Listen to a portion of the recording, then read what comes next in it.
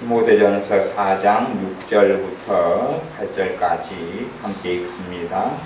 내가 이것으로 형제를 깨우치면 그리스도 예수님의 선한 일꾼이 되어 믿음의 말씀과 내가 쫓은 선한 교훈으로 양육을 받으리라. 망령되고 허탄한 신화를 버리고 오직 경건에 이르기를 연습하라. 육체의 연습은 약간의 유익이 있으나 경건은 범사에 유익하니 금생과 내생에 약속이 있느니라. 아멘. 육체의 연습은 약간의 유익이 있으나 경건은 범사에 유익하다. 그래서 경건에 이르기를 연습하라. 경건에 이르기를 연습하라는 말을 좀 우리가 일상적으로 말씀을 드리자면 경건 훈련하라 그 말입니다. 경건에 이르는 것은 오랜 시간의 여정이 걸리는 일입니다. 그러지 어떤 한순간에 은혜를 받았다 해서 혹은 성령의 기름 부음이 어떻게 나타났다 그래서 우리가 경건에 한순간에 이르게 되는 게 아니라 경건의 연습이라는 것은 경건의 훈련이라는 것을 말씀합니다.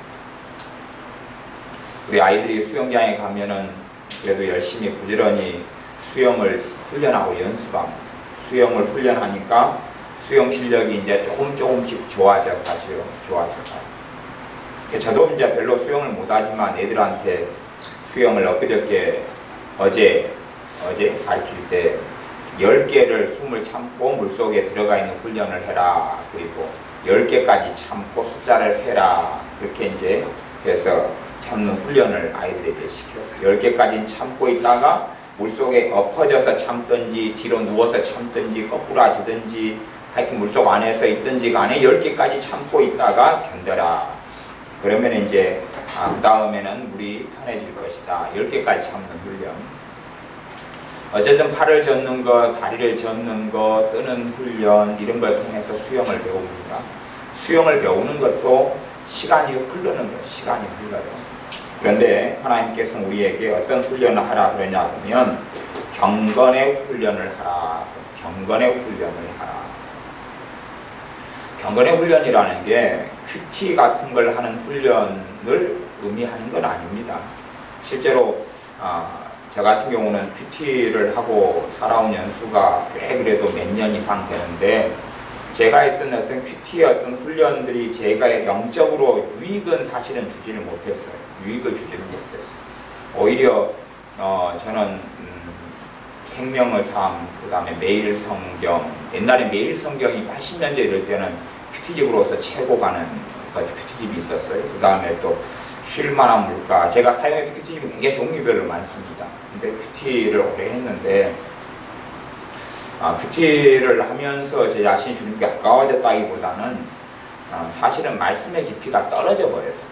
떨어져 버리는 게 왜 그러냐 하면 제가 피상적으로 성경을 제 마음대로 해석하거나 제가 어떻게 생각을 제 삶 속에 제 자신이 스스로 성령 하나님께서 하셔야 될 역할을 제가 말씀을 제게 적용시키려고 애쓰는 그런 인간적인 것들이 많이 발생해서 정리해야 될 것들이 많이 생기더라 그 말입니다. 큐티 자체는 악한 것도 아니고 선한 것도 아닙니다. 선한 쪽으로 생각하지만 그것이 선하게 될 수도 있고 안 될 수도 있고 어떤 이들에게는 큐티 자체가 마이너스가 되는 경우도 굉장히 많습니다. 근데 이제 종교성을 추구하는 사람에게는 큐티가 꽤 좋은 것으로 여겨질 수는 있어요. 근데 큐티를 가지고 서로 은혜 받은 걸 나누다 보면은 자기를 드러내야 되고 또 은혜 받지 않은 것도 은혜 받았다 해야 되고 이런 복잡한 일들이 큐티 속에 벌어집니다. 근데 큐티를 하는 걸 통하여 성경 읽는 경건의 훈련은 좋아요. 성경 읽는 경건의 훈련은 좋습니다. 대신에 큐티라는 것 어떤 30분의 시간을 내고 1시간을 시간 내가지고 하나님 앞에가 아니라 그냥 습성적으로 매너리즘으로 머물러 있는 것은 별로 의미가 없는데 내가 정말로 성경을 읽는 훈련 누구 앞에 서냐 그러면 하나님 앞에서 진짜 성경 읽는 훈련이 경건에 이르는 연습입니다. 내가 하나님 앞에서 성경을 읽는 훈련. 그 다음에 기도도 하나님 앞에서 기도하는 훈련. 하나님 앞에서 기도하는 훈련.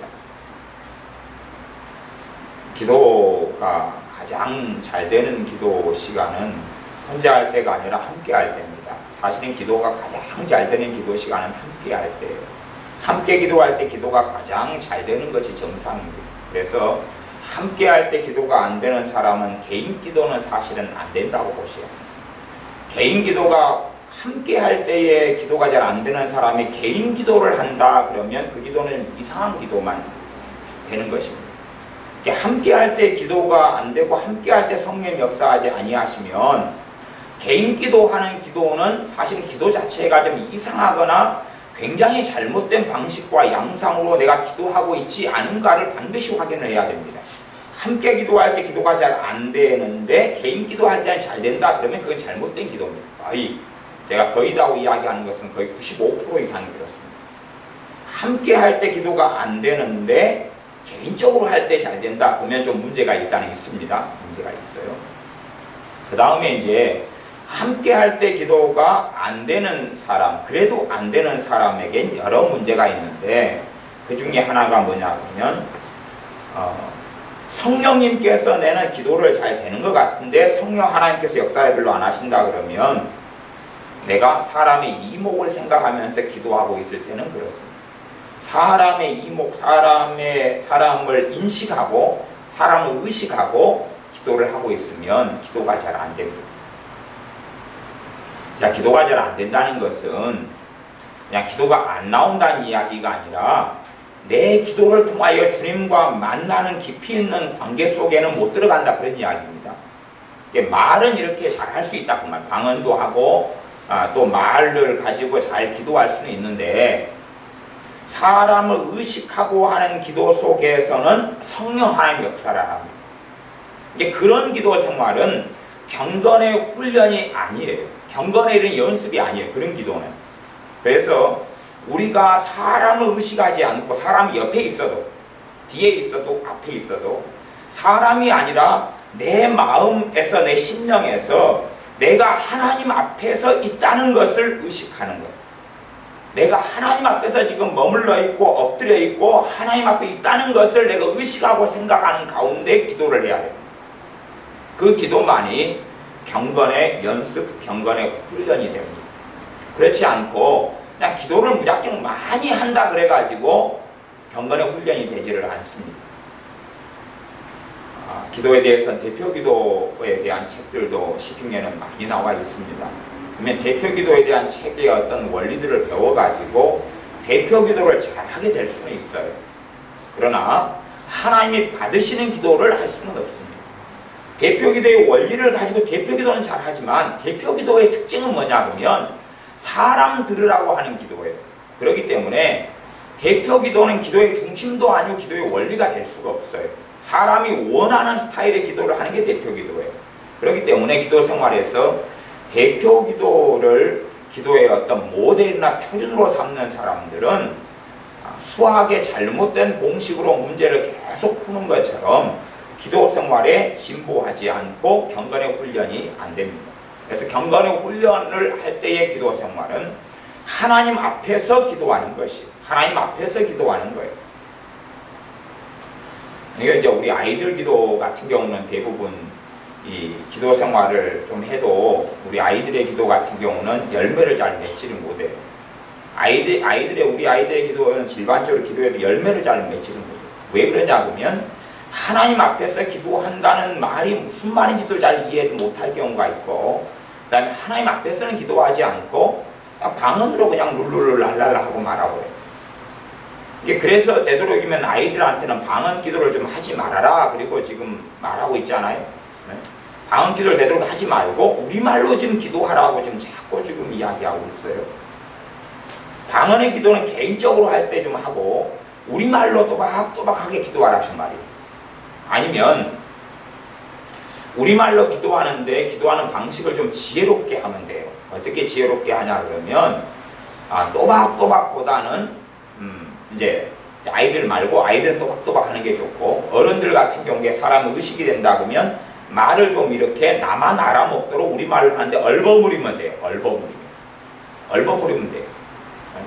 주님 내게 은혜를 주시옵소서. 그러면 내게 은혜를 주시옵소서. 은혜는 약하게 하고 주시옵소서를 세게 하면 되고, 그렇게 이제 얼버무리면 된다 그 말이. 말을 얼버무리면 돼. 내게 내 건강을 치료해 주십시오. 그러면 주님 나를 치료해 주십시오. 그 건강을 빼먹으면 돼. 뭐 근다든지 그렇게 해서 우리말로 기도하는, 지혜롭게 기도하는 걸 익히면 돼. 대신에 우리말로, 한국말로 하는 기도가 기도의 경건의 훈련의 기도 생활에 있어서는 사실 핵심적인 것이 됩니다. 핵심적인 게 돼요. 근데 기도가 하나님 앞에서 기도하는 것을 훈련하지 않으면, 하나님을 인식하고 의식하고 기도하는 걸 훈련하지 않으면 기도에 있어서는 진보하지 않아요. 경건의 훈련, 경건의 연습에는 많은 것들이 있습니다. 굉장히 많은 것들이 있어요. 그 가운데 이제 우리가 나를 주님 앞에서 깊이 있게 세우는 경건의 훈련이 하나 있는데, 그것은 순종이라는 겁니다. 순종이라는 것이 경건 훈련 가운데 하나님 앞에 나를 깊이 있게 세우는 게 됩니다. 일단은 디모데전서 이 4장 본문만 조금 말씀을 읽은 다음에 순종에 대한 이야기를 좀 나누겠습니다.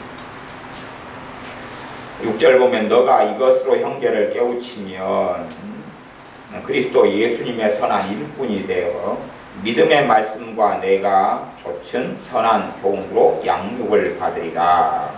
디모데라는 하나님의 사람은 사도의 반열에 든 사람이에요. 주의 종이고 목회자고 복음 전도자고 교사고 사도의 반열에 든 사람이에요. 그런데도 불구하고 이 하나님의 사람에 대해서 너가 양육을 받으리라. 어떤 양육을 받냐 그러면 믿음의 말씀으로 양육을 받으리라. 믿음의 말씀으로 양육을 받으리라.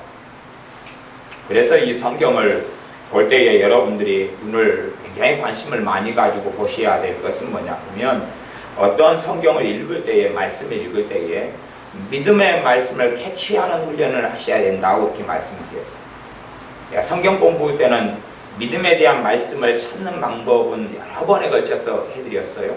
오후에 성경 공부에 주려고 참여하는 분들은 좀 그걸 확인하셨을 거예요. 물론 하다가 이제 로마서 부분으로 성경 공부로 넘어가고 이렇게 했지만, 믿음의 말씀을 캐치하는 훈련을 하시라고 했어요. 이게 대부분의 성경을 보면 어떤 관점으로 보냐 그러면 내가 뭔가를 해야 될 것을 찾아요. 내가 뭔가를 해야 될 걸 찾는다 그 말이에요. 내가 뭔가를 해야 될까? 내가 뭔가를 순종해야 될까 하는 것. 말하자면 사랑하라 그러면은 사랑하라는구나 그렇게 하고, 섬겨라 그러면 섬겨라는구나 그렇게 하고, 기도하라 그러면 기도하라는구나 그렇게 한다 그 말이에요. 그래서 기도하려고 애를 쓰고, 섬겨라 그러면 섬기려고 애를 쓰고, 봉사하라 그러면 봉사하려고 애를 써요. 이게 이제 우리가 지금 해야 될 말씀이에요. 그 다음에 이렇게 하지 말아라 그러면 하지 말아야 될 말씀이 있다 그런 말이에요. 근데 대부분 성경을 볼 때는 하라 하지 말아라 하는 말씀에 주목을 해요. 주목을 하는데 거기에서 신자들의 삶에 문제가 생겨버립니다. 문제가 무엇이 생기냐 그러면 내가 살아갈 수 있는 내 능력은 한계가 있어요. 무엇을 해라 그래도 실제로 할 수 있는 능력이 없을 때가 많다 그 말이에요. 그게 없을 때가 많아요. 그런데 해야 될 목록만 많이 말씀을 통해 얻는데 내가 정말로 말씀을 실천하고 행할 만한 능력이 내게 있느냐는 것이, 거기에서 이제 미스가 생기고 문제가 생겨요.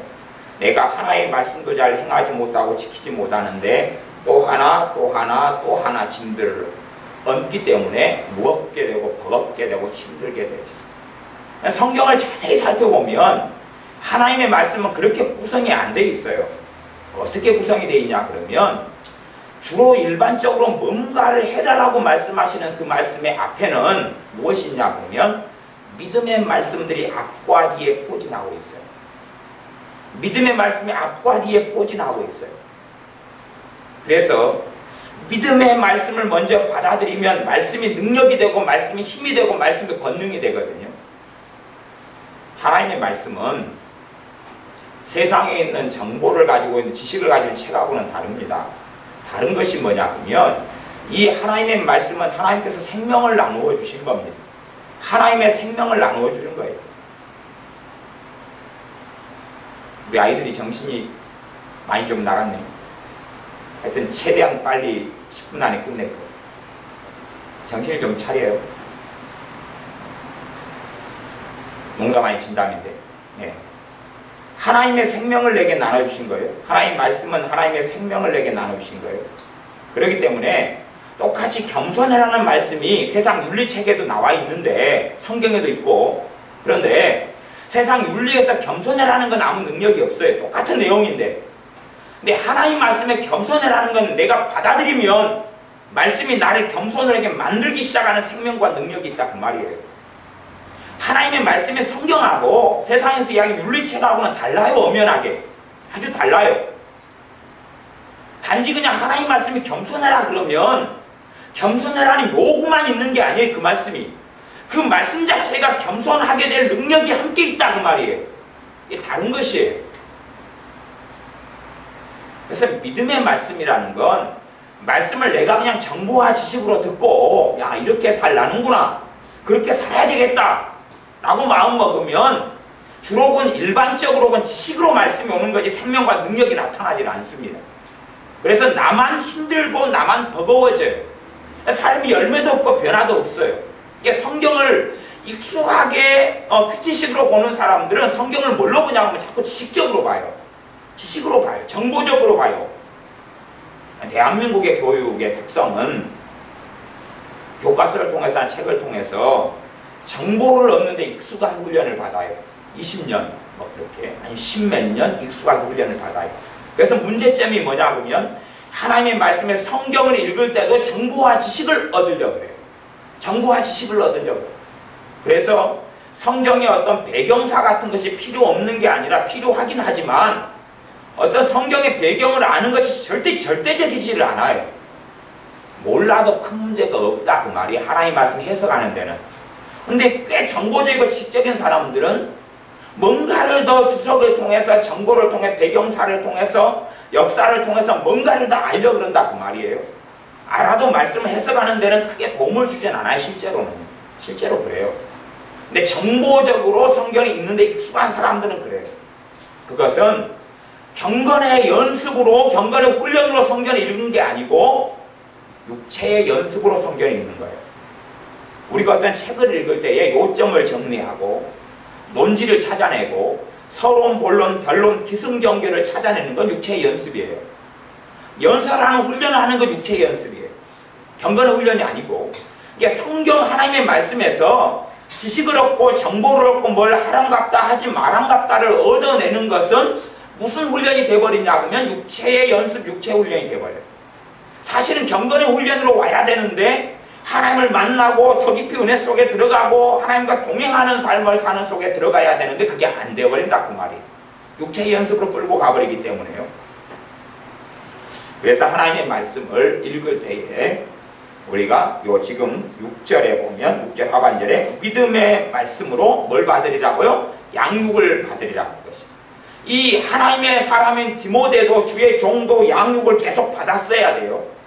지금의 주의 종하고는 급수와 레벨이 틀린 사람이 디모데입니다.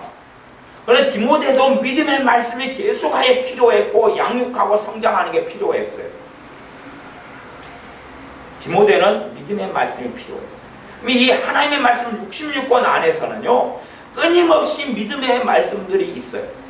뭔가를 해라, 뭔가를 행해라, 어떻게 해라, 어떻게 하지 말아라가 아니라 그 말씀이 있는데 그 말씀만으로는 행할 능력이 없을 때가 실제로 많아요. 그래서 앞과 뒤에가 믿음의 말씀이 있어요. 믿음의 말씀이 능력이 나타나려면 믿음의 말씀은 받아들여야 됩니다. 어디에요? 머릿속입니까? 마음입니까? 마음입니다.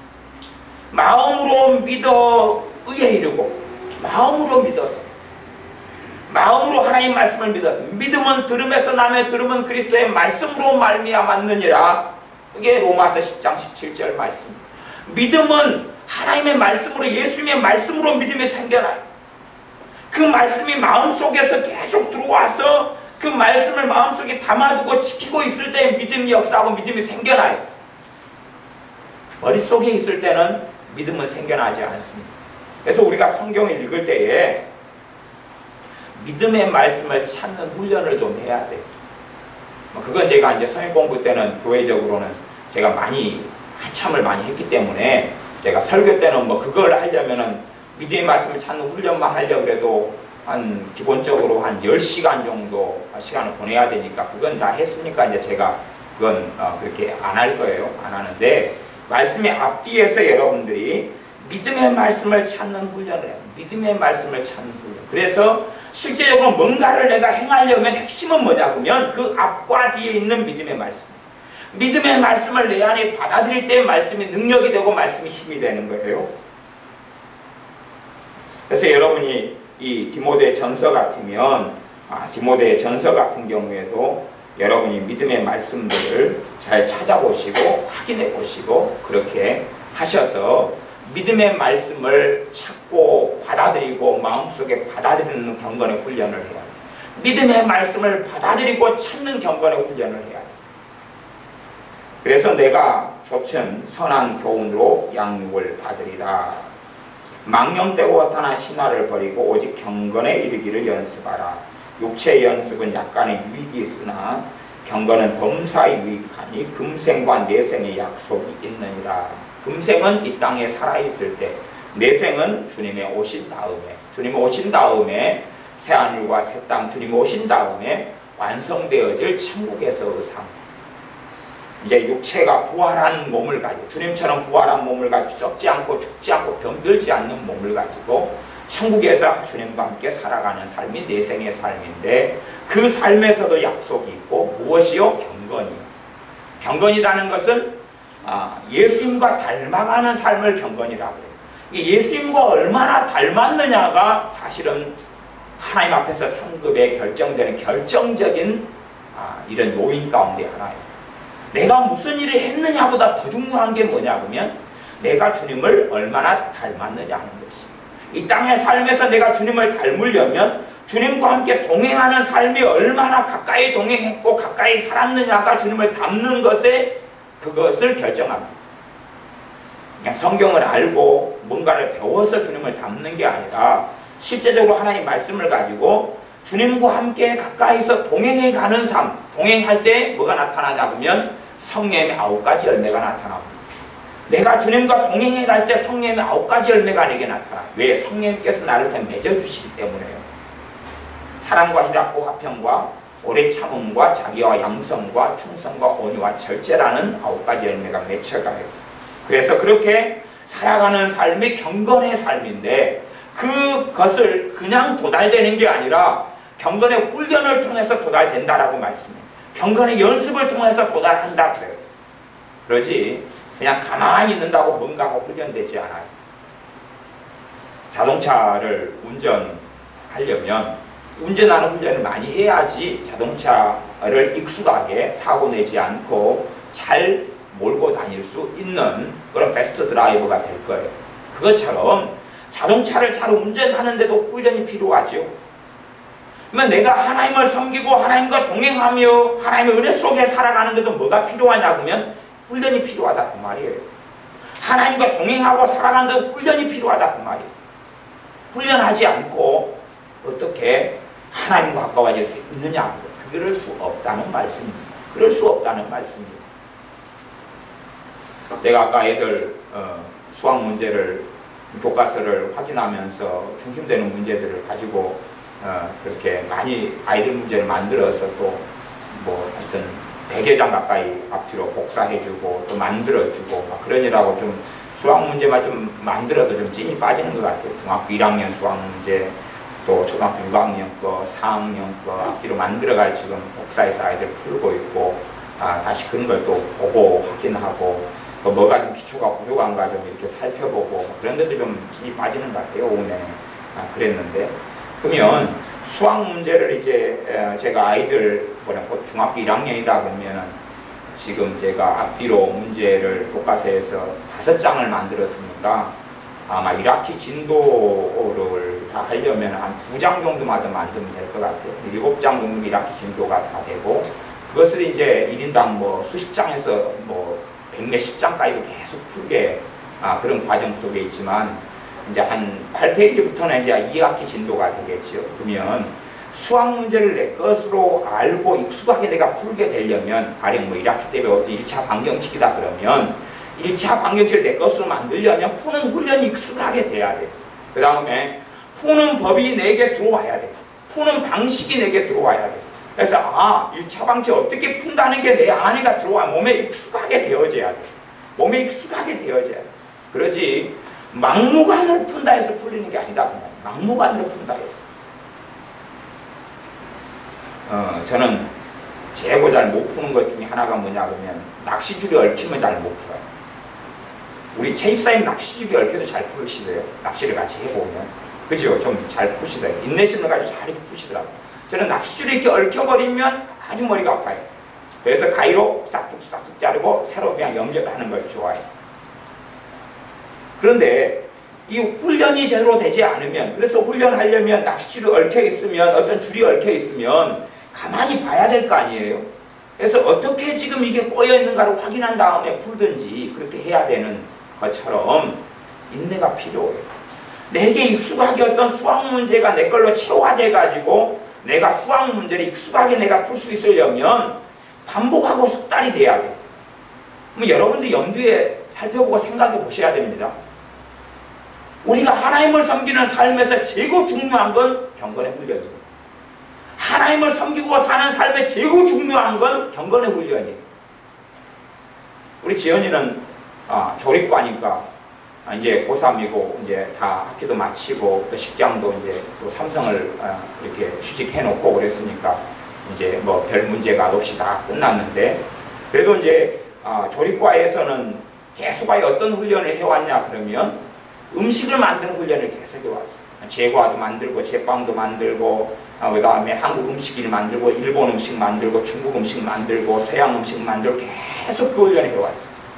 그래서 요리하는 것이 몸에 배어있지.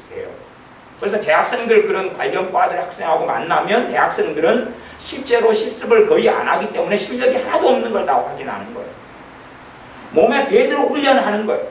그러면 내가 직장생활하고 먹고 살기 위해서 하는 그 훈련보다 더 중요한 훈련이 경건의 훈련이에요. 경건의 훈련. 내가 어떤 재능과 기술을 개발하고 만들고 그림을 그리고 글을 쓰고 어떤 훈련보다도 더 중요한 게 경건의 훈련이에요. 그러면 저나 여러분이나 공이 똑같이 이 하나님의 말씀에서 도대체 내가 무슨 훈련을 해야 될까 그 리스트를 찾아야 된다 그 말이에요. 도대체 내가 어떤 경건의 훈련을 해야 되는가를 찾아야 돼요. 내가 어떤 경건의 훈련을 해야 되는가. 경건의 훈련은 어마어마하게 많습니다. 종류가 몇 가지로 끝나지는 않습니다. 몇 가지로 끝나지는 않아요. 아이들이 학년이 높아져 가면 배우는 과목이 더 많아져 가면 다 배워야 되는데 어느 때가 되면 좀 더 배우고 좀 더 배우고 그렇게 해요. 그런 것처럼 우리 자신의 믿음의 수준과 내가 있는 믿음의 자리에서 내가 어떤 걸 배워야 될지, 다른 사람에 해당이 안 된다 내가 해당될 수도 있고 다른 사람에 해당되는데 내게는 안 될 수가 있어요. 수준이. 믿음은 다 믿음의 분량이 있어요. 그렇기 때문에 경건의 훈련이라는 것은 내게 지금 필요한 경건의 훈련이 다른 사람에게는 필요가 없을 수 있고 다른 사람은 지나갔을 수 있고 통과했을 수 있고 나는 지금 해야 되는 경우가 있을 수 있어요. 획일적이지는 않아요. 내용들은 하나님의 말씀 속 66권 속에서는 대동소이하지만 내가 지금 현재 해야 될 경건의 훈련이 무엇인지는 그 사람 안에 그 하는 성령 하나님만이 정확한 정답표를 가지고 계셔요. 정확한 정답표를 성령 하나님이 가지고 계셔요. 저 같은 경우는 예를 들어서 예전에 한 20살 때 그렇다면 제게 20살 때 경건의 훈련은 하나님께서 뭘 시키셨냐 그러면 한 3년 정도는 그 훈련을 오래 했던 것 같아요. 경건의 훈련이 뭐냐 그러면 먹고 사는 데 있어서 철저히 하나님 의지하는 거예요. 먹고 사는 데 있어서 철저히 하나님 의지하는 훈련. 그걸 한 3년 정도 저는 했던 것 같아요. 먹고 사는 데 있어서 하나님만을 의지하기. 하나님만을 의지하기 그 훈련에 들어가니까 지금 이제 저녁밥을 먹었는데 그러면 저녁밥을 먹었어요. 제가 다음 날이 아침이에요. 이게 이제 20살 청년이고 그러니까 아침을 먹지 않으면 배가 고플 거 아니에요. 활동을 내내 하니까. 그러면 그 훈련할 때에 내일 아침 되면 제가 지금 상태에서 내일 아침 먹을 돈이 없다니까요. 내일 아침 밥 먹을 것이 없다니까. 쌀도 없고 뭣도 없다니까요. 아침이 돼가지고 하나님께 하나님 밥 좀 주십시오 기도하면 밥이 나타나요. 밥을 먹고 나면 점심 먹을 게 없다니까요. 점심을 달라고 기도하면 점심이 나타나요. 달라고 안 그러면 점심이 안 나타나요. 먹는 거 훈련. 먹는 거 훈련. 잠잘 데가 없이 오래 살았거든요. 하나님 잠잘 곳 좀 주십시오. 그래야 잠잘 곳이 나타나요. 안 그러면 산에 가졌어요. 산에 가. 여름에는 산에서 잤어요. 그러니까 딴 사람들은 대학교 다니는 제가 옷을 입고 산으로 들어가니까 사람들이 이상하게 생각했어요. 잠잘 데 없으니까 산에 들어가서 널판이 깔고 자려고. 산에 들어가서 먹을 걸 달라고 하니까 어느 때는 하나님께서 가을 저녁은 감으로 배를 채우고 야생 감나무로 맥주를 산에서 주셨어요. 그 야생 감나무 굉장히 아름들이 큰 나무니까 감나무 보고 숫자를 세웠어요. 감을 보고. 그러니까 감 오늘 몇 개 먹고 내일 몇 개 먹고 저녁에는 산에 올라가요. 산에 좀 한 2-3분 올라가면 야생 감나무가 있어요. 주인이 없는 감나무. 그건 농약도 못 치고 굉장히 높은 건데 그냥 단감나무. 그거 숫자 세워가지고 오늘 저녁 몇 개 먹고 내일 저녁 몇 개 먹고. 밥 먹을 때 되니까 누가 사라지고 없는 거예요. 제가. 저는 산에 밥 먹으러 가거든요. 밥 먹으러 나무를 타고 올라가요. 갖고 따고 내려가면 먹고. 먹는 훈련이에요. 그러니 먹고 사는 데 있어서 한 3년을 주님이 훈련을 시키시더라고요. 또 어느 때는 제가 좀 조급해요. 원래 성격상으로 좀 급해요. 담즙질 계열이어가지고 좀 급해요. 그러니까 좀 빨리 성급해요. 발이 빠르고 말이 빠르고 몸이 빨라요. 굉장히 빨라요. 그래서 한 1년 내내는 너무 제 마음이 급하고 빠르니까 뛰어다녔어요. 무조건 뛰어다녔어요. 근데 1년이 지난 다음에 보니까 아무것도 거둔 게 없어요. 저는 부지런히 뛰어다녔는데 뛰어다니는 거나 걸어 다니는 거나 차이가 없더라고요. 거기에서 어느 때가 지나니까 하나님께서 훈련하시는데 제게 하나님의 음성과 말씀이 제 기억에는 몇 년인지는 모르겠는데 그것도 한 3년일까요? 5년일까요? 한 7년일까요? 몇 년은 꽤 됐는데 어떤 음성이 자꾸 들리냐면요. 하나님께 제게 하신 성령님의 음성이 심령 속에서 들리는 음성이 천천히 막 뛰어가면 천천히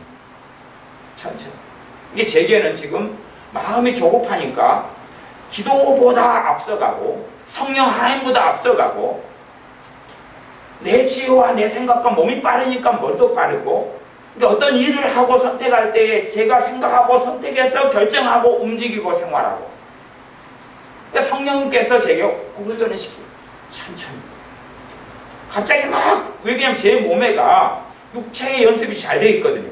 바삐 움직이는 연습 부랴부랴 움직이는 연습이 잘 되어 있어요. 시간을 아끼려고 10분이 걸리면 열심히 뛰어서 3분 만에 가요. 7분이 내 시간이잖아요. 7분을 내가 사용하려고. 그러니까 제 몸에는 뛰어다니는 게 익숙해요. 급하게 행동하는 게 익숙해요. 밥도 굉장히 급하게 먹고 밥도 딴 사람이 10분에 먹으면 2분이면 먹고 난 다음에 친구들을 못 기다리니까 너희들 먹으라고 가버려요. 그러니까 혼자서 제가 살아가는 아주 독불장군으로 살아가는 왜 제 시간표에 딴 사람이 잘 못 맞추니까 그렇게 급한 거예요. 그런데 성령님께서 계속 천천히 그럼 몇 년이 걸려요. 그 다음에 이제 못 먹고 오래 살다 보니까 좀 안 좋은 습관이 들어온 게 있어요. 안 좋은 습관이 뭐냐면 과식. 그냥 먹을 수 있을 때 먹어놔야지 다음 끼니가 어찌 될지 장담을 못 하겠으니까 다음 끼니가 어찌 될지 모르니까 먹자. 그래서 제가 전설들을 좀 많이 가지고 있어요. 전설들이 뭐냐 그러면 예를 들어 회식을 한다 그러면 회식이 이제 식사를 먹는 회식 말고 다과회 있어요. 다과회. 그 포도 몇 상자 사고 그 다음에 과일 사고 과자 좀 사고 다과회를 해요. 한 30명의 다과회를 하면 제 혼자서 먹는 것이 29명이 먹는 것보다 제가 능가하게 먹습니다.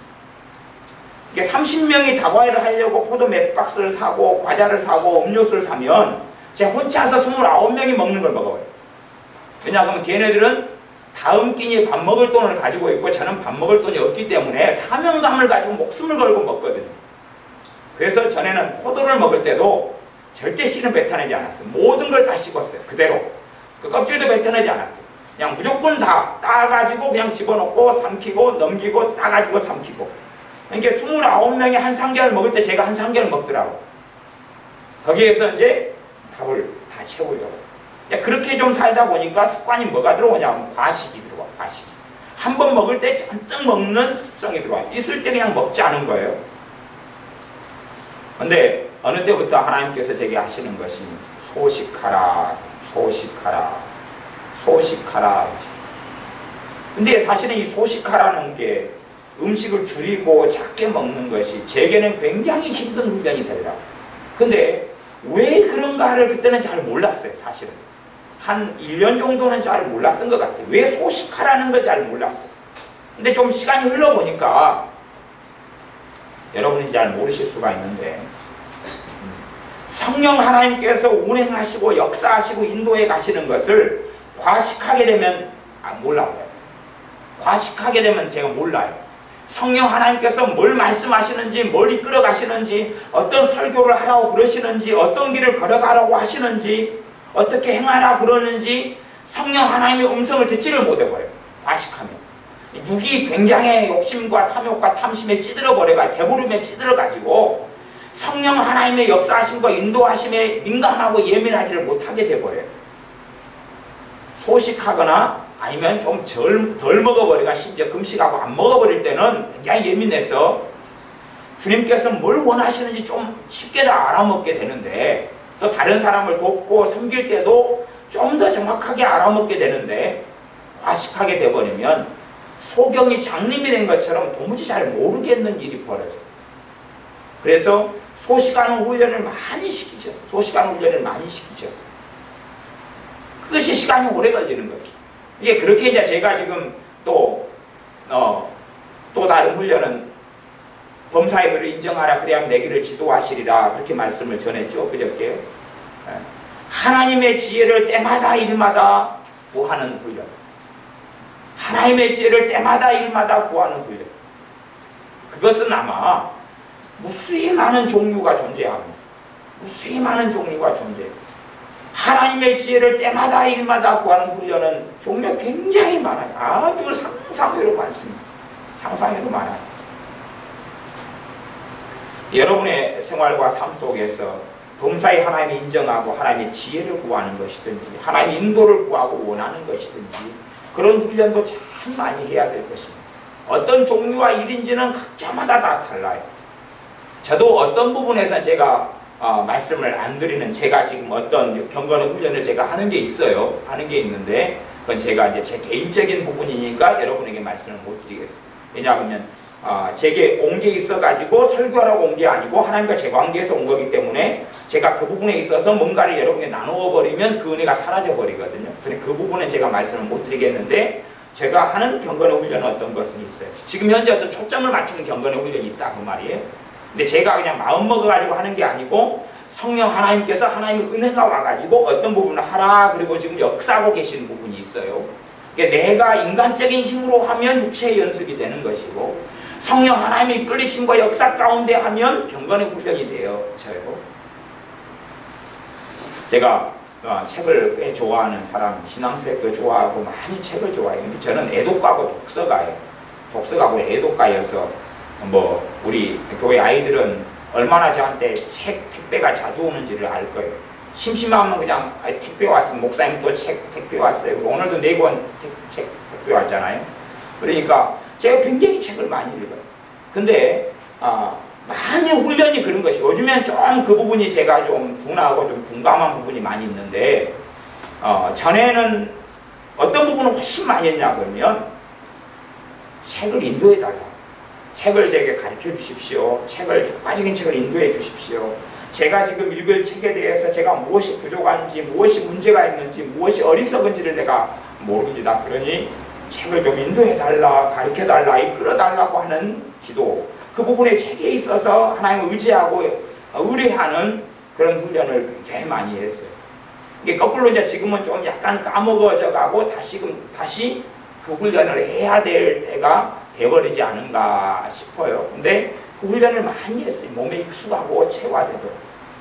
그래서 하나님께서 책들을 가르쳐 주신 책들이 많아요. 이러이러한 책을 봐라. 그리고 음성이 들릴 때도 있고 가르쳐 주실 때도 있고, 아니면 우연처럼 그냥 그 기독교 서점 같은 데 가가지고 시간을 일주일에 몇 시간씩을 일반적으로 보내면 그냥 책을 그냥 이렇게 우연처럼 그냥 갑자기 보다가 마음에 들어서 들고 오면 꼭 제가 봐야 될 책인 경우들이 참 많았어요. 경건의 훈련은 굉장히 많은 종류가 있어요. 순종도 경건의 훈련이 되어지고 순종도 경건의 훈련이 될 거예요. 그래서 히브리서 말씀에는 주님께서도 아들이시라도 순종과 고난을 통해 순종을 배워서 주님 하나님 아버지를 기쁘게 하고 하나님을 따랐다는 말씀이 있습니다. 주님은 무슨 훈련을 하셨냐 하면 순종의 훈련을 하셨어요. 우리 사람 몸을 입고 이 땅에 오셔서 누구에게 순종 훈련을 하셨냐 하면 육체의 모친과 부친이 되는, 실제적으로는 우리 주님께서는 성령 하나님으로 잉태되셨지 마리아의 유전자나 요셉의 유전자는 하나도 받은 게 없어요. 하나도 받은 게 없어요. 성령 하나님이 잉태됐지 뭐 마리아의 난자의 영향을 받은 것도 없고, 그냥 우리는 요즘에는 과학이 발달해서 대리모가 뭔지를 알고 있어요. 그래서 중국 같은 데는 대리모 알바를 하면은 한 3천만 원도 받고, 그래서 그 알바가 유행하기도 한다고 해요. 대리모 알바가 그냥 딴 사람 아이를 대신 임신해줘요. 정자와 난자가 수정된 것을 갖다가 착상을 시키면 그냥 그걸 가져줘요. 그래가지고 대신 애를 낳아줘요. 그래가지고 하면 대신 낳아주면 10개월 동안 하고 낳아준 값으로 이제 30만 원을 주고 그래요. 불법적인 거죠. 좋지 않은 건데 뭐 그런 일, 이제 그런 과학이 발달하니까 그게 가능해졌다 그 말이에요. 그것처럼 단지 마리아도 대리모에 불과하고 요셉하고는 전혀 아무것도 상관도 없었고, 그런 주님께서 이 땅에 사람으로 오셨는데 마리아나 요셉이 양부모로서 행했는데 그들이 행하는 것이 왜 다 맞았겠느냐 그 말이에요. 주님의 지혜와 주님의 시각으로 보면 얼마나 어리석고 얼마나 부족하고 얼마나 문제투성이가 많았겠느냐 그 말이에요. 그치요? 그럴 거 아닙니까? 요즘에 아이들은 좀 자기가 뭘 좀 배우면 잘난 체를 많이 하는데 그런데 자기의 시각으로 보면, 주님께서 주님의 눈과 시각으로 보면 마리아, 요셉은 정말 부족하고 허물투성이었을 거예요. 죄가 있고 어리석은 게 있고 부족한 게 많습니다. 그런데도 불구하고 공생의 세월 전까지 30년의 세월 동안에는 주님께서 거기서 순종을 배웠어요. 이게 무엇이 틀렸다는 걸 알면서도 진리의 부분이 아닌 한은 그냥 따라주셨다 그 말이에요. 문제가 있다는 걸 알면서 따라주시고, 저 부분이 죄된 영역이 아닌 한은 흠이 없고 허물이 있고 실수인 걸 알 때도 따라주셨다 그 말이에요. 그러면서 자신을 꺾고 겸비하고 순종하는 훈련을 하셨습니다. 그렇기 때문에 우리의 삶에서는 순종하는 훈련은 굉장히 중요한 훈련에 들어갑니다. 그렇기 때문에 하나님께서는 순종을 통해서 그 사람의 믿음이 성숙하고 성장하는 것을 보셔야 됩니다. 자, 디도서 이제 1장의 말씀만 제가 좀 읽고 말씀을 마무리하겠습니다. 디도서 1장 마지막 때 16절을 제가 읽습니다. 저희가 하나님을 시인하나 행위로는 부인하니 가증한 자요 복종치 아니하는 자요. 하나님을 믿는다, 하나님을 섬긴다, 하나님께 예배한다, 그렇게 이제 말하고 살아가는데 행동은 뭐냐고 부인을 해요. 행동을 부인하는 것 중에 하나가 뭐냐 그러면 복종치 아니한다는 것이. 복종치 아니한다. 복종이 없는 거예요. 이게 사실은 하나님의 말씀에 서로 복종하라 이렇게 나옵니다. 서로 복종하라. 왜? 누군가에게 서로 간에 성령 하나님의 역사가 있으니까, 성령 하나님의 인도하심이 있으니까 그 부분에 내가 복종해 갈 때에 하나님께 대한 복종이 될 때들이 사실은 많습니다. 하나님께서는 대부분 사람을 통해 말씀하시기 때문에 그렇습니다. 뭐 주의 종을 통해서 말씀한다 그런 게 아니라 주의 종을 통해서 말씀할 때가 있죠. 거꾸로 어린아이를 통해서 말씀하실 때도 있어요. 또 과거에는 나귀를 통해서 말씀하실 때가 있었잖아요. 누구를 통해서든지 하나님은 말씀하실 수 있어요. 나귀를 통해서도 말씀하실 수 있고 심지어 돌들이 하나님을 찬양하고 외칠 수도 있다라고 말씀하셨어요. 주의 종을 통해서만 말씀하는 건 아니에요. 근데 일반적으로 주의 종의 문제가 아니라 하나님이 말씀하신 대부분의 통로는 누구냐 하면 하나님과 가까운 사람들, 영적으로 성장하고 성숙한 사람들, 하나님과 동행하는 사람들이 대부분 하나님 말씀하신 통로가 됩니다. 구약에는 선지자라고 칭하는 사람이 참 많았습니다만은 진짜 선지자는 극소수였어요. 극소수였어요. 그리고 하나님이 그러면 거꾸로 어떤 사람을 선지자로 부르셨냐 그러면 아모스 같은 사람은 그가 단지 뽕나무 무화과를 키우는 사람이고 양치는 사람인데 그가 하나님과 가까웠어요. 하나님과 가까웠어요. 그래서 선지자로 부르셨어요. 다시 말하면 하나님과 가까웠기 때문에 하나님께서 주의 종으로 부르셨다 그 말이에요. 상황과는 굉장히 좀 다릅니다. 지금은 그냥 찰모는 20살짜리가 신학교 들어가서 책을 몇 권 보더니 어험 주의 종이다 이러고 뭐 그렇게 하는 것이지 주님과 깊이 있게 인고의 세월을 주님과 함께 동행하고 보내질 않아요. 믿음의 연단도 되지도 않고 믿음의 성숙하지도 않고 성장하지도 않아요. 하나님의 말씀을 삶 속에서 경험해야 되거든요. 이 말씀을. 이게 하나님의 말씀을 삶 속에 경험해야지만 이 말씀을 아는 자예요. 이 말씀이 실제의 삶과 동떨어진 게 아니고 내가 오늘 살아가는 데 있어서 이 말씀이 뭘 말씀하고 있는지를 경험하고 알아야 돼요. 그래서 아 이것이 그 뜻이구나 하는 걸 알아야 돼요. 사실은 근데 그걸 모르는 사람은 왜 모르냐 그러면 주님을 많이 가깝지 않고 많이 닮지 않고 영적으로 많이 성장하지 않고 믿음의 장성한 자 속에 들어가지 않았기 때문에 그래요. 그렇기 때문에 자기 수준에서만 알아요. 자기 수준에서만. 우리 5살 의연이한테 200 더하기 300은 뭐냐 그러면 의연이 모를 거예요. 5살이니까 모른다 그 말이에요. 그 부분에 있어서 잘하지 않고 성장하지 않았어요. 성장하지 않은 사람은 몰라요. 실제로 그래서 지금 현재의 주의 종들은 영적으로 성장한 사람은 거의 없고 드물고 아주 드물고 그냥 지식을 조금 책 몇 권 읽고 거기에서 끝난 경우. 근데 부담스럽게 문제는 나는 목사 안수를 받았으니까 나는 영적으로 성장했다라는 착각 속에 든 사람들이 많아요. 그러나 신학을 하는 것이 주님을 닮아가는 건 절대 되질 않아요. 지금의 대부분의 신학교의 신학은 죽은 신학이기 때문에 그래요. 그런 문제가 아니에요.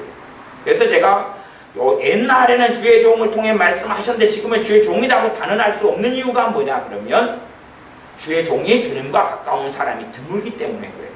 그래서 실제적으로 하나님께서 말씀하신 대부분의 통로는 사람이에요. 사람을 통해 성령의 은사들도 사람을 통해 나타나요. 은사들도 사람을 통해 나타나요. 은사라면 그에 대해서 드리고 할 말씀도 참 많은데요. 근데 사람들을 보면 주로 예수를 믿는 사람들이 이제 성장해가는 여정들을 보면 그 사람이 어떤 특정한 은사과에서 이렇게 성장을 해가요. 사실은 특정한 은사과에 성장을 해가요. 고린도전서 12장에 있는 성령의 9가지 열매가 은사의 가장 기초가 됩니다. 지혜의 말씀의 은사, 지식의 말씀의 은사, 영분별의 은사, 능력 행하는 은사, 병 고치는 은사, 방언 은사, 방언 통역의 은사, 예언 은사 이런 9가지 은사들이 가장 은사의 기초가 됩니다. 거기에서 이제 성장하고 올라가요. 그래서 구체적인 삶에 있어서 은사로 나타납니다. 구체적인 삶의 은사로 나타나요. 직접적이든 간접적이든 거기에서 은사가 파생돼요. 이게 좀 이제 은사에 대한 깊이 있는 이야기예요. 예를 들면 저 같은 경우는 은사를 제가 지혜의 말씀 은사가 제 중심의 은사예요. 지혜의 말씀 은사가.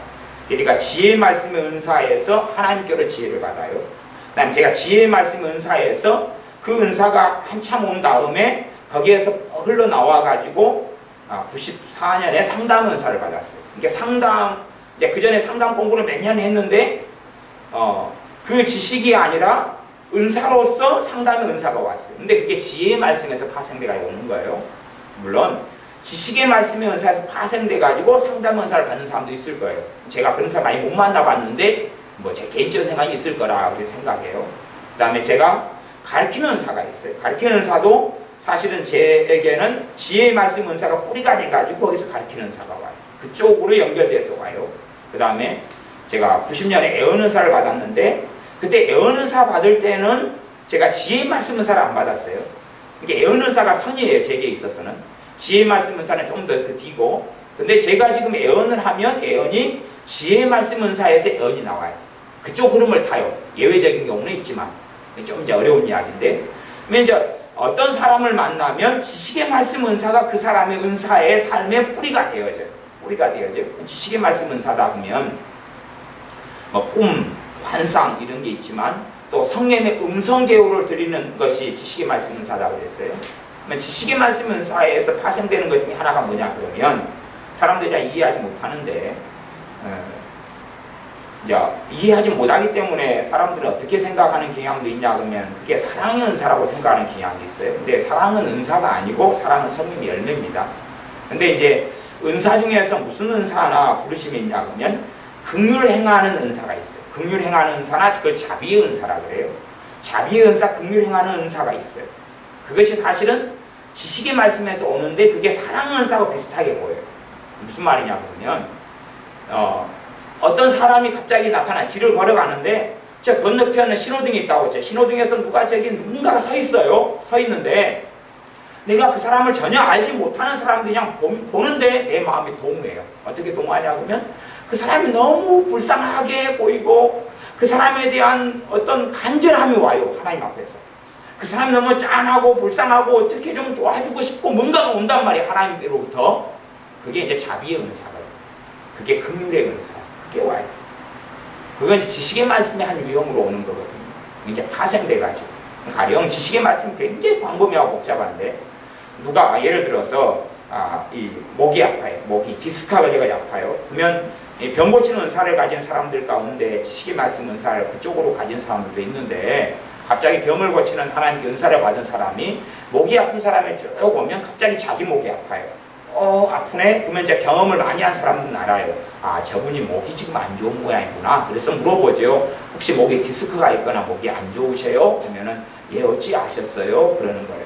그러니까 하나님이 가지고 계신 통증이 있죠. 저 사람이 가지고 있는 통증이 내게 와요. 약하게라도. 그래서 이제 알아요. 안다면 어떻게 돼요? 하나님께서 이 사람을 고치시기를 원하시는구나. 이런까지 다 이제 알 수가 있죠. 그런 것처럼 하나님께서 어떤 사람을 긍휼히 여기는 사람이 있고 그 사람에 대해 긍휼이 필요할 때 되면 그것을 나한테 주시는 거예요.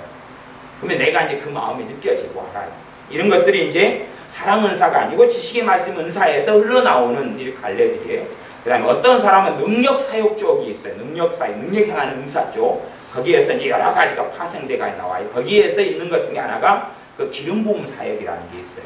그걸 잘못하는 사람들이 한국 교회는 너무 많은데 옛날에 토론토 축복 비냐드 그쪽에 가가지고 막 뻥뻥 넘어뜨리는 이런 은사를 받아와서 넘어뜨리는 일을 굉장히 많이 했던 사람들이 있어요.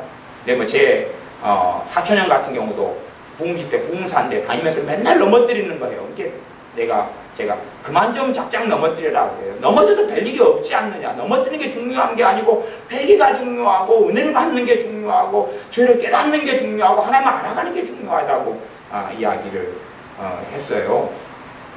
근데 이제 그 능력 쪽의 은사가 오면 거기서 파생됐던 것 중 하나가 기름 부음 사역이라는 게 있어요.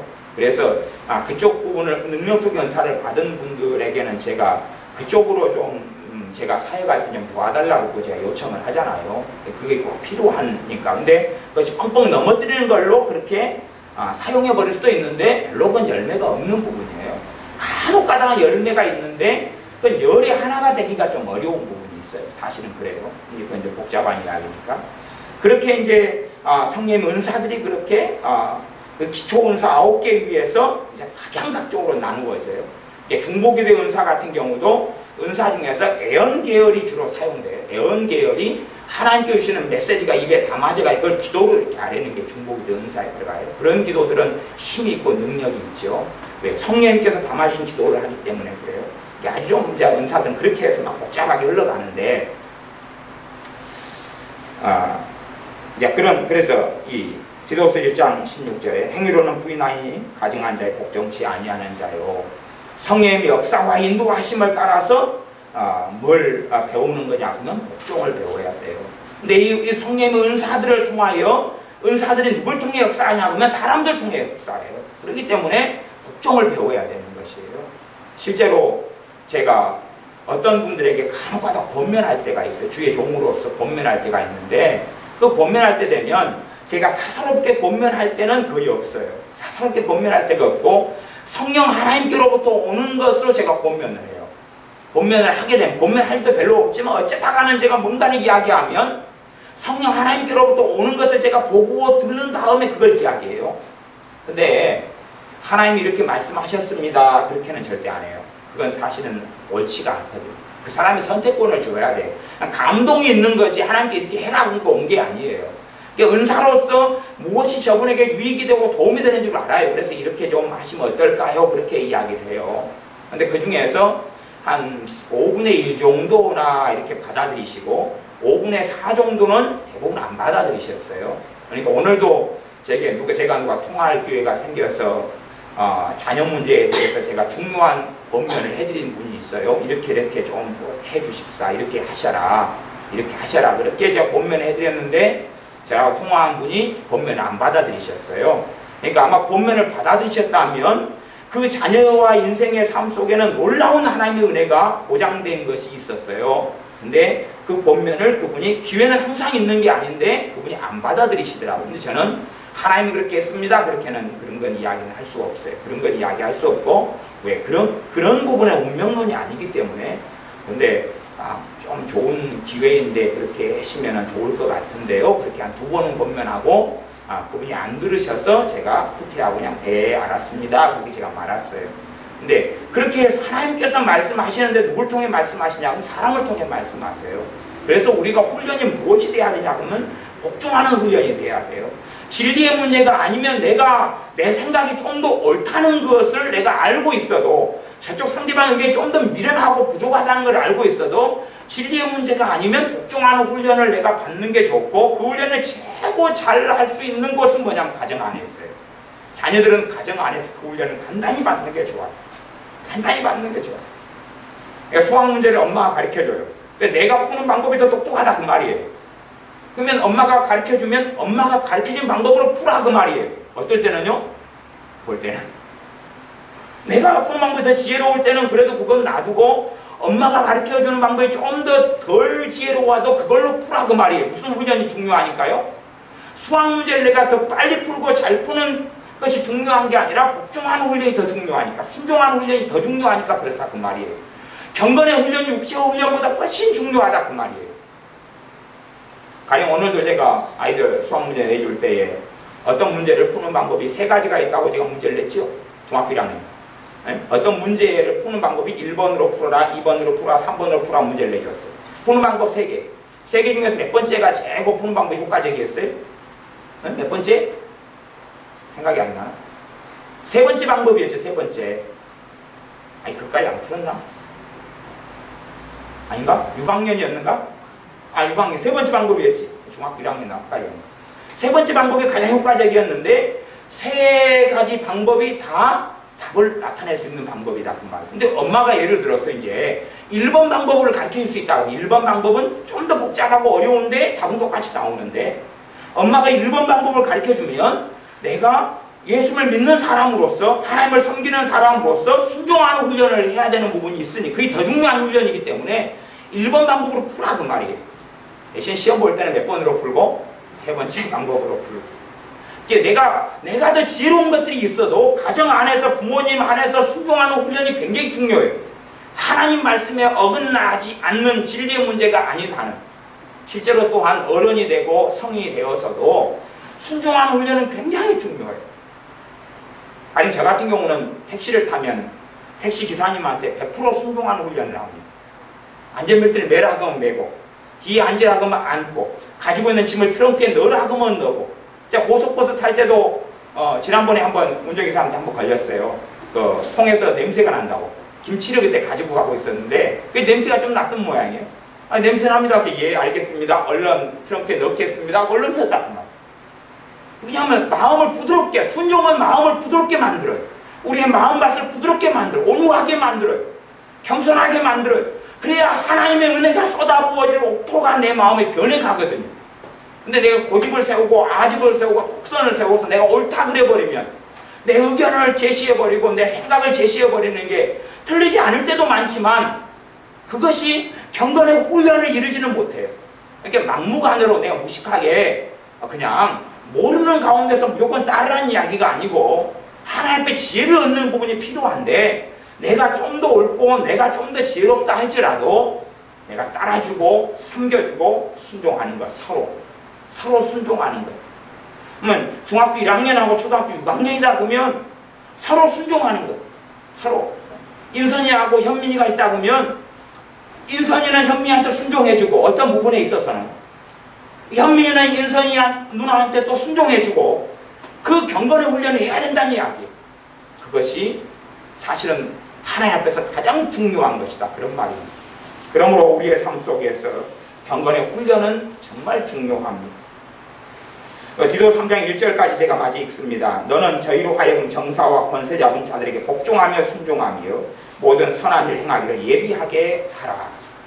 복종하며 순종하며, 이게 복종과 순종의 훈련이 굉장히 중요하다 그랬어요. 여러분 각자의 삶 속에 하나님께서 무슨 경건의 연습과 무슨 경건의 훈련을 시키시는지는 저는 모르겠어요. 그냥 기본적으로 제가 그냥 순종의 이야기 좀 하고 기도의 이야기 좀 하고 말씀을 하나님 앞에서 읽으라는 것, 하나님 앞에서 읽으라는 것, 사람 앞에서 기도하지 말고 하나님 앞에서 하나님 존전해서 기도하는 훈련을 하라는 것, 그 정도만 이야기했고 제 경험사를 몇 가지 이야기했지만 구체적으로 여러분의 삶 가운데 하나님께서 어떠한 경건의 훈련으로 인도해 가신지는 모르겠어요. 신앙 수준이 다 틀리고 또 신앙 연수가 많다 해서 믿음이 좋은 것도 아니고 나중 믿는 자가 먼저 되고 먼저 믿는 자가 나중 되는 것이 믿음의 여정이기 때문에 그런 자가 많다고 주님께서 말씀하신 것이 마태복음 19장의 믿음의 여정이기 때문에 어떠한 것을 하나님이 다루어 가시는지 어떠한 경건의 훈련 속에 이끌어 가시는지는 모르겠어요. 그러나 여러분 각자에게는 분명히 성령 하나님께서는 내 지금에게 맞는 중요한 경건의 훈련을 하도록 이끌어 가신다는 것은 제가 진리이고 사실이라는 걸 제 경험적으로나 말씀적으로 압니다. 왜? 경건의 훈련이 너무 중요해서 금생에나 내생에나 약속이 있다면 성령 하나님께서 얼마나 중요시 여기겠습니까? 그렇기 때문에 여러분의 삶 속에 경건의 훈련을 여러분의 머리와 생각으로 찾으라는 이야기가 아니고 기도하면서 하나님께 구하면서 지혜를 구하면서 말씀 가운데서 내가 지금 치중하고 내가 지금 마음을 쏟고 내가 지금 중요하게 해서 내 몸과 마음과 내 영혼의 체화가 돼야 될 경건의 훈련을 여러분이 하나님께 지혜를 얻고 인도를 받으셔서 그러한 경건의 훈련, 경건의 연습 속에 들어가시기를 바랍니다. 기도하겠습니다.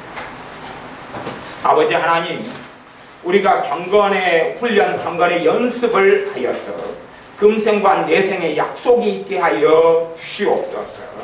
단지 육체의 연습만으로 인생에서 가장 중요한 것으로 삼지 아니하고 더 중요하고 더 중요하고 더 중요한 경건에 이르는 연습이, 경건의 훈련이 있다는 것을 깨닫게 하여 주시고 하나님 앞에서 하나님과 동행하며 함께 살아가는 경건의 훈련을 하는 우리들이 되게 하여 주시옵소서. 예수님의 이름으로 기도하옵나이다. 아멘.